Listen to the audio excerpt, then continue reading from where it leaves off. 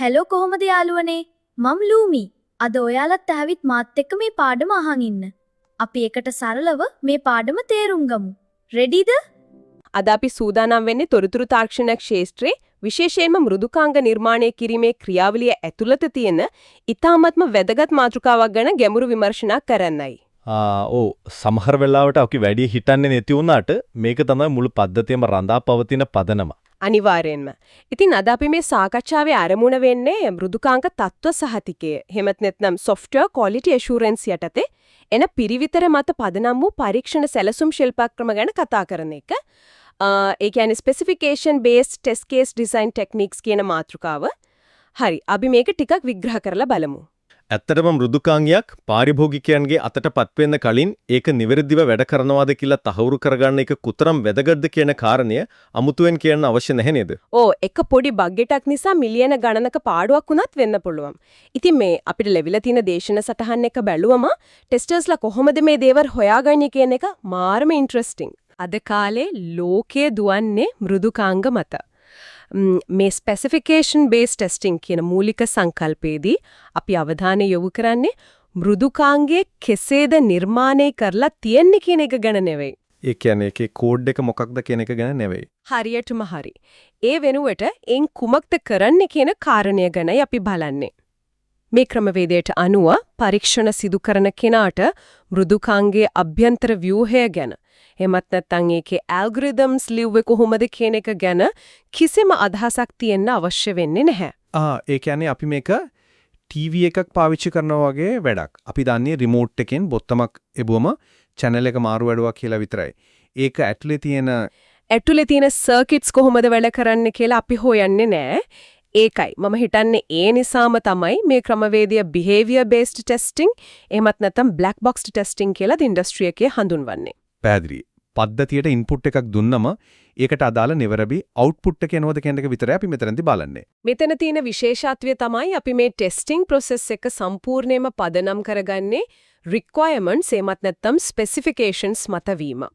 මේ specification එකක් කියන්නේ client ලියලා දීපු document එකක් වෙන්න පුළුවන්. නැත්තම් use cases ගොඩක් වෙන්න පුළුවන්. එහෙමත් නැත්නම් UI prototype එකක් වෙන්නත් පුළුවන්.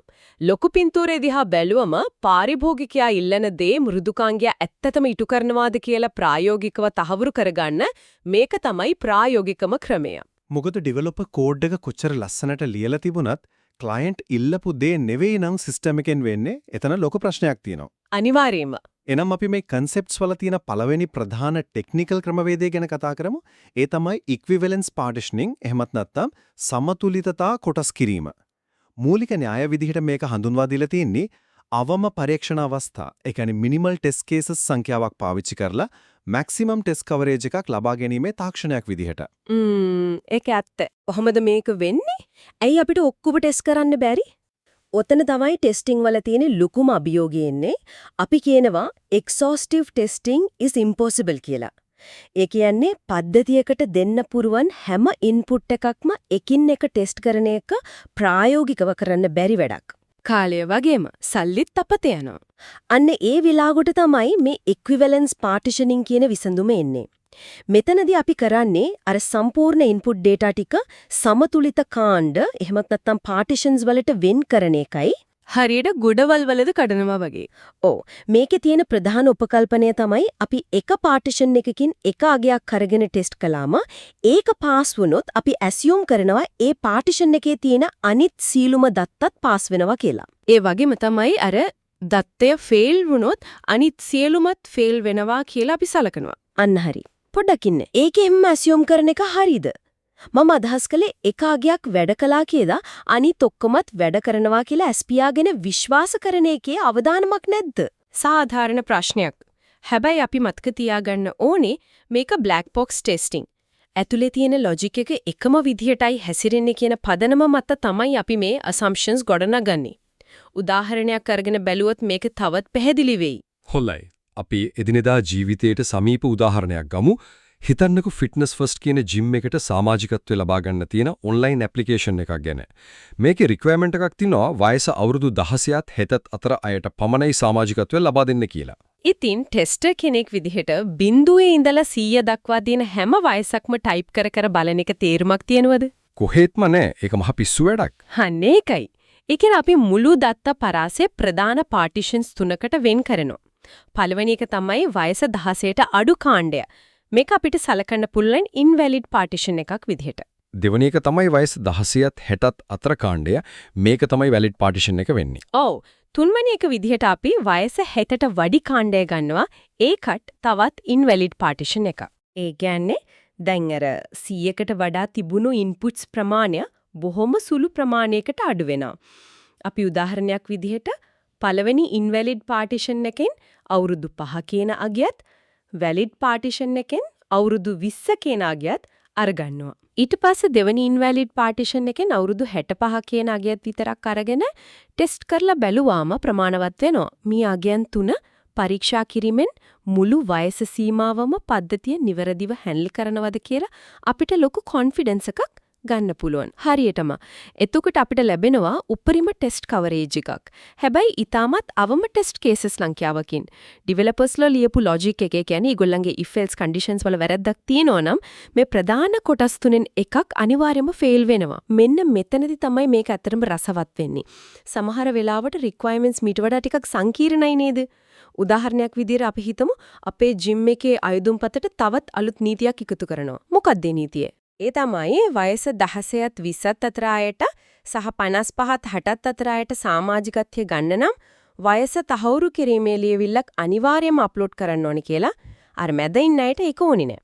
දැන් කොහොමද මේ ඉක්විවලන්ස් පාටිෂනින් concept එක මේකට ඇප්ලයි කරන්නේ? අන්න එතකොට අපේ අර කලින් තිබුණු විශාල වැලිඩ් පාටිෂන් එක ඒ කියන්නේ 16ත් 60ත් අතර කාණ්ඩය තවත් කුඩා කොටස් වල කැඩෙනවා. ඒ කියන්නේ සබ් පාටිෂන්ස් 3කට කැඩෙනවා. ඔව්. අපි ඒවා VP1, VP2, VP3 කියලා නම් කරමු. VP1 කියන්නේ 16ත් 20ත් අතර පරාසය. මොකද එතනදී ID proof එකක් අනිවාර්යයි. VP2 කියන්නේ විශේෂ ලියවිල්ල අවශ්‍ය නැති 21ත් 54ත් අතර පරාසය. සහ VP3 කියන්නේ ආයෙමත් ID proof එකක් ඉල්ලන 55ත් 60ත් අතර පරාසය. දැන් අපිට සිද්ධ වෙනවා මේ හැම සබ් පාටිෂන් එකකින්ම එක අගය ගානේ අරගෙන ටෙස්ට් කරන්න. ඒ කියන්නේ මුලින් තිබුණු invalid partitions දෙකත් එක ගත්තම දැන් පරීක්ෂා කළ යුතු මුළු අගයන් ප්‍රමාණය 5ක් දක්වා වැඩි වෙනවා. උදාහරණයක් විදිහට අවුරුදු 5, 18, 30, 58 සහ 65 විදිහට ටෙස්ට් කේසස් හදාගන්න අපිට සිද්ධ වෙනවා. පැහැදිලි. මේ විදිහට partitions වෙන් කරන එකේ මොනවා හරි විශේෂ රීතියක් තියෙනවද? මම අදහස් කළේ වැරදිලා හරි එකම අගයේ partitions දෙකකට අයිති වුණොත් ඒක ඊටම වැදගත් ප්‍රශ්නයක්. මේ ක්‍රමයේ තියෙන ප්‍රධානම නීතියක් තමයි මේ පාටිෂන්ස් කිසිම වෙලාවක එකිනෙක ඕවර්ලැප් වෙන්න බෑ. ඒ කියන්නේ එක අගයක් අයිති වෙන්න පුරුවන් එකම එක පාටිෂන් එකට විතරයි. 16 කියන අගේ VP1 එකේ තියෙනවනම් ඒක ඉන්වැලිඩ් පාටිෂන් එකේ තියෙන්න බෑ. අන්න හරි. හැබැයි මේ ක්‍රමයේ යම්කිසි ඩ්‍රෝබැක් එකකුත් තියෙනවා. මේ ක්‍රමයේ සාර්ථකත්වයේ සම්පූර්ණයෙන්ම රඳා පවතින්නේ ටෙස්ටර්ට මේ පාටිෂන්ස් ටික නිවැරදිව වෙන් කරගන්න තියෙන හැකියාව මතයි. ඒ වගේම මේක රික්වයර්මන්ට්ස් වල සඳහන් දේ මත පමණක් පදනම් වෙන නිසා සමහර වෙලාවට ස්පෙસિෆිකේෂන්ස් වලම තියෙන වැරදි හෝ වෙනත් එජ් කේසස් අපිට මගහැරියන්න ලොකු ඉඩකඩක් තියෙනව නේද? ඔව්. ඒ කියන්නේ අපි දකින ලේඛනයේ තියෙන දේට පිටින් හිතන්න මේ ක්‍රමෙදි ඉඩක් නැහැ. ඒක හරියට කොටුවෙන් පිටි හිතන්නේ නැහැ වගේ වැඩක්. ඒක තමයි මෙතන තියෙන ලොකුම ප්‍රශ්නය. මේක වැදගත් ප්‍රශ්නයක් මත කරනවා ඉක්විවලන්ස් පාටිෂනින් වලින් අපි මැද තියෙන අගයන් ටෙස්ට් කරාට සාමාන්‍ය මෘදුකාංග වල බග්ස් බොහෝ විට හැංගිලා තියෙන්නේ කොහෙද කියලා දන්නවද? මයින් වලදී වෙන්නේ නැති. ඔව් අත්දැකීමෙන් කියන්න පුරුවන් මේ දෝෂ ගොඩක් වෙලාවට සිද්ධ වන්නේ යම්කිසි පාටිෂන් එකක මායිම් වලදී එවත් නැත්නම් බවුන්ඩරිස් වලදී. ඩෙවලොපර්ස්ලා කෝඩ් කරද්දී greater than දාන්න ඕන තැනට greater than or equal දැම්මොත් අර මුළු සිස්ටම් එකම අවුල් වෙනවා. අන්න ඒ නිසා තමයි ඊළඟ තාක්ෂණයේ ඒ කියන්නේ boundary value analysis එහෙමත් නැත්නම් මායිම්ගේ විශ්ලේෂණය කියන සංකල්පය කරලියට එන්නේ. අර equivalence partitioning එකේ තියෙන blind spot එක cover කරන්න තමයි මේක ගෙනත් තියෙන්නේ. මේක ඇත්තරම අර ක්‍රමයේම දිගුවක් විදිහට සලකන්නේ නේද? ඔව්. හැබැයි මූලික නීතියක් තියෙනවා මේ ක්‍රමය පාවිච්චි කරන්න පුළුවන් සංඛ්‍යාත්මක හෝ අනුක්‍රමික දත්ත. ඒ කියන්නේ numeric හෝ sequential data සඳහා පමණයි. මායිමක් තීරණය කරන්න නම් ඒ දත්තවලට යම්කිසි අනුක්‍රමයක් තියෙන්න ඕන. එතකොට මායිම් අගයන් සොයා ගන්න ප්‍රධාන පියවර මොනවද? පියවර 3ක් තියෙනවා. පළවෙනි එක තමයි නිවැරදිම මායිම් අගය, ඒ කියන්නේ exact boundary value එක තෝරාගන්න එක. දෙවෙනි එක ඒ මායිමට වඩා එකක් අඩු අගයක් ගන්න එක. සහ තුන්වෙනි එක තමයි මායිමට වඩා එකක් වැඩි අගයක් ගන්න එක. අපි ආපහු අර ෆිට්නස් ෆර්ස්ට් ජිම් එකේ උදාහරණයටම ගිහින් බලමුකෝ. ඒකේ අපේ වැලිඩ් පරාසය උනේ වයස 10ත් 60ත් අතරනේ. එතකොට මෙතන බවුන්ඩරිස් වෙන්නේ 10 සහ 60. දැන් අර පියවර 3 පාවිච්චි කළොත් ඒ පියවර පාවිච්චි කළොත් පහළ මායිම සඳහා අපිට ලැබෙනව 15, 16 සහ 17 කියන අගයන් තුන. ඒ වගේම ඉහළ මායිම සඳහා අපිට ලැබෙනවා 59, 60 සහ 61 කියන අගයන් තුන. මේ ටික ටෙස්ට් කරාම අර ඩිවෙලොපර් අතින් වෙන්න පුළුවන් greater than or equals වැරද්ද අනිවාර්යයෙන්ම අහුවෙනවා. හරියටම හලි. එතකොට බලන්න අපි දැන් ක්‍රම දෙකක් ඉගෙන ගත්තා. equivalence partitioning සහ boundary value analysis. මේ ක්‍රම දෙකම එකතු කරාම අපිට ටෙස්ට් කර යුතු සම්පූර්ණ අගයන් ලයිස්තුවක් හදාගන්න පුළුවන්. ඒ කියන්නේ අර අපි මුලින් හොයාගත්තු partitions ඇතුලේ තියෙන සාමාන්‍ය අගයන් වුණු 5, 30 සහ 65ට අමතරව දැන් අලුතෙන් හොයාගත්තු boundary අගයන් වන 15, 16, 17 සහ 59, 60, 61ත් එකතු වෙනවා. එතකොට සම්පූර්ණ ලයිස්තුවක් හැදෙනවා.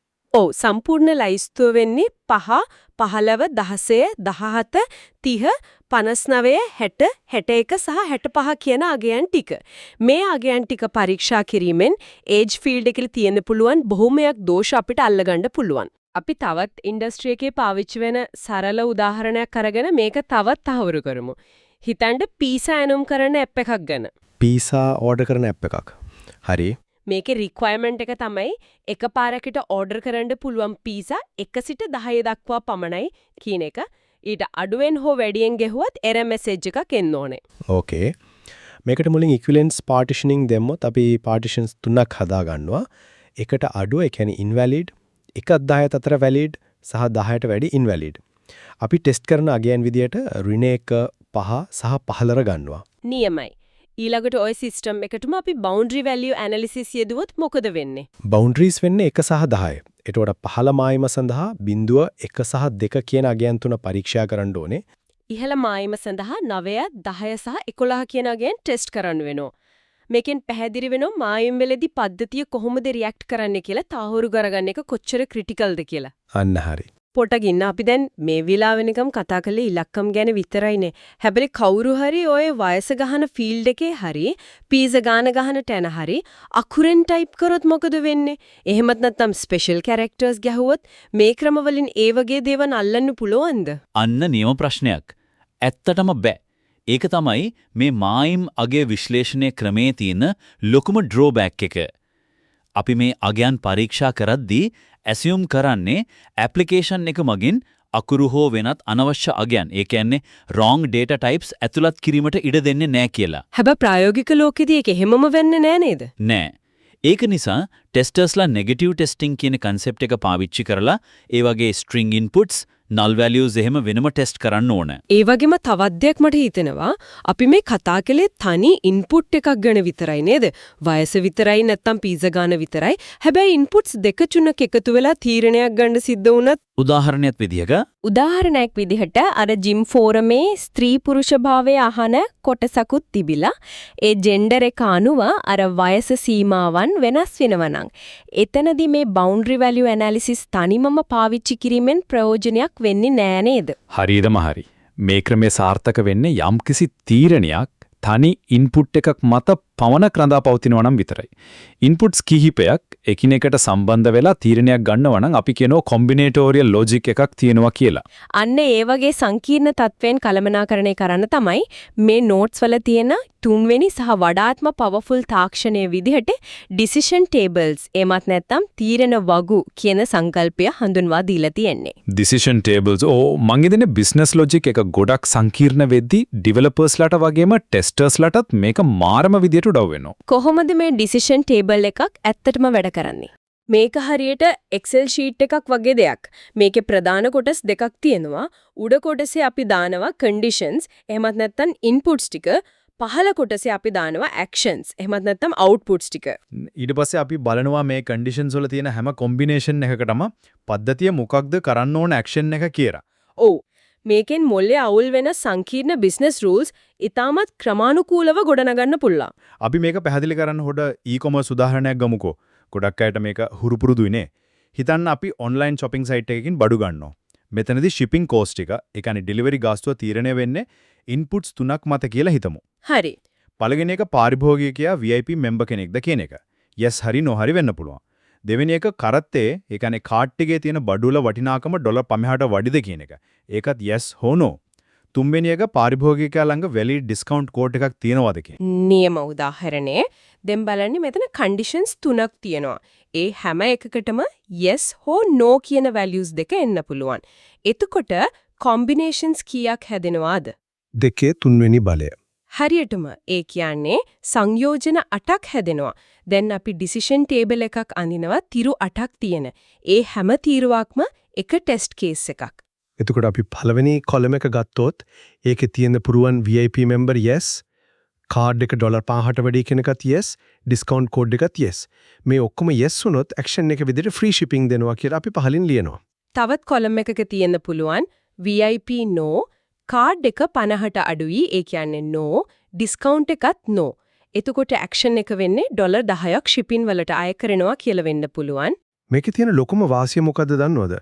අපි නිකම් හිතින් හිතලා ටෙස්ට් කේසස් ලියවනම් සමහර වෙලාවට අපිට කම්බිනේෂන්ස් මගහැරෙන්න පුළුවන්. අනිවාර්යෙන්ම.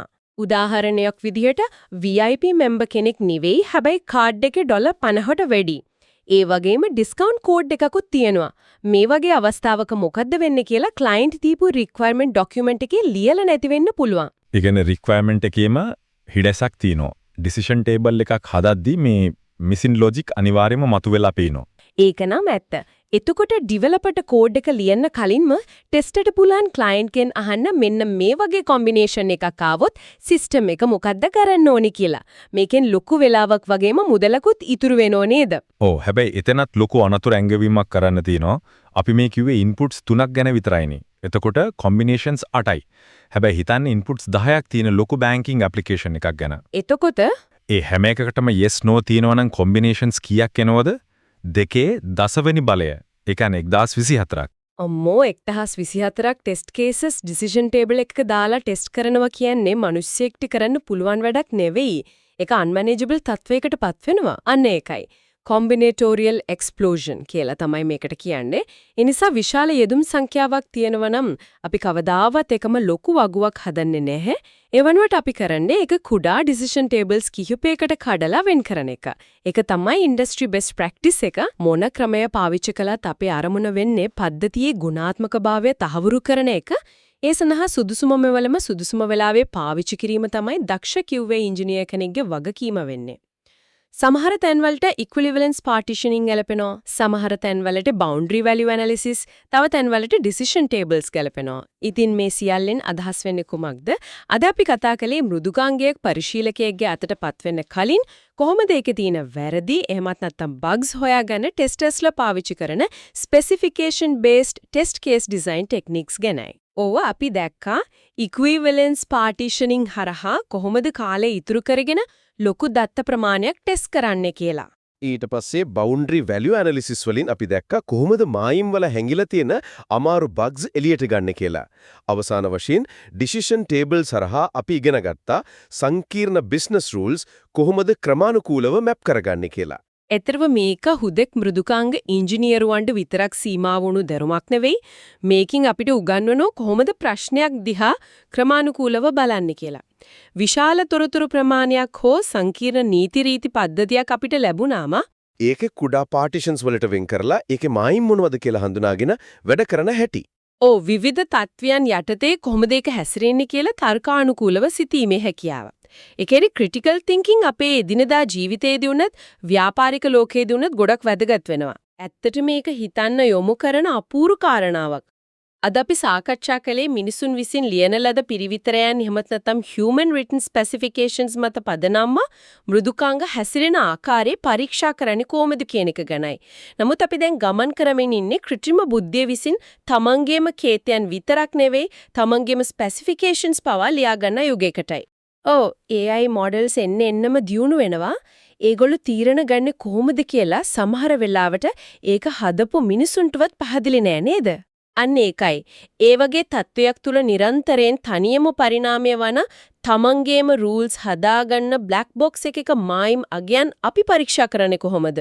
කෘත්‍රිම බුද්ධියක් ඇත්තටම නිවර්දිව වැඩ කරනවද කියන්න පරීක්ෂා කිරීම අනාගතයේදී කෙබඳු වේවිද? ඒක කරන්න අපිට මේ වගේ අලුත් ටෙස්ට් කේස් ඩිසයින් ටෙක්නික්ස් හොයාගන්න වෙයිද? ඒකනම් ඇත්තටම ලොකු අභියෝගයක්. සමහර විට අනාගතයේදී AI එකක් ටෙස්ට් කරන්න තවත් AI එකක්ම පාවිච්චි කරන්න අපිට සිද්ධ වෙයි. ඒක ඊළඟ පරම්පරාවේ QA ඉන්ජිනියර්ස්ලට අලුතෙන් හිතන්න සලස්වන ලොකු ප්‍රශ්නයක්. අනිවාර්යයෙන්ම. ඒ ගැඹුරු ප්‍රශ්න අහගෙන ඉන්න අයටත් හිතන්න ඉතුරු කරමින් අදට අපේ මේ ගැඹුරු විමර්ශනය මෙතනින් නිමා කරනවා. මෘදුකාංග පිටුපස තියෙන මේ වගේම තවත් සිත් ගන්නාසුළු මාතෘකාවකින් අපි නැවත හමු වෙමු. යහපත් දවසක්. හරි යාළුවනේ, අදට අපේ පාඩම මෙතනින් ඉවරයි. මම අදට ගියෙන්නම්. අපි ඊළඟ පාඩමේදී නැවත හමු වෙමු. එකල් හොඩින් ඉන්න පාඩම් ටික ප්‍රැක්ටිස් කරන්න. බයි.